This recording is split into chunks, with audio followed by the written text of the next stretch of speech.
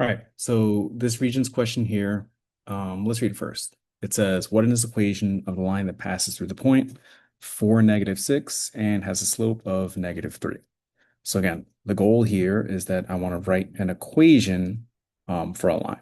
Now, this is multiple choice, so there are different ways that I can go about finding my answer, but let's just take a strict algebraic approach. Now, what I first note is that I have two pieces of information here is I know that a point the line passes through, and I also know the slope of the line, okay? Now, if I go to my reference sheet, okay, I can actually use here the point slope form to figure out the answer to this question. Now, the most common thing that we usually use in Algebra 1 is slope intercept form, y equals mx plus b. But the problem here is that it doesn't tell us the y-intercept. Okay, it does tell us the slope.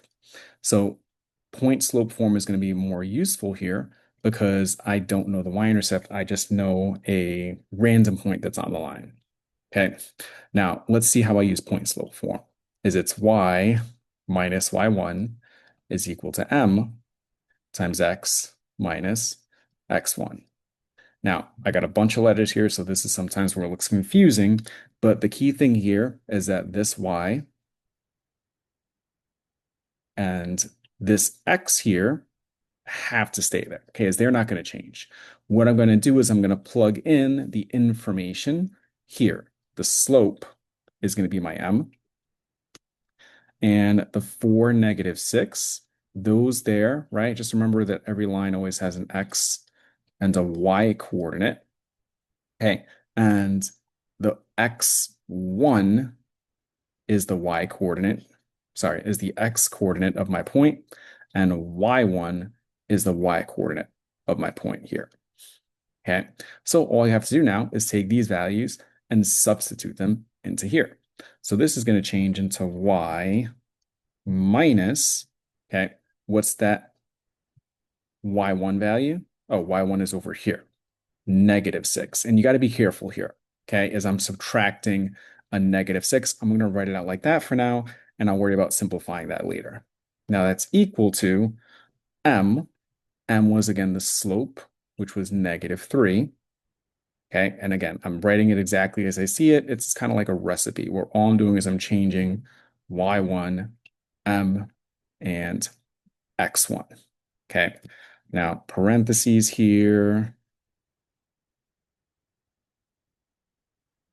x, again, that x has to be here.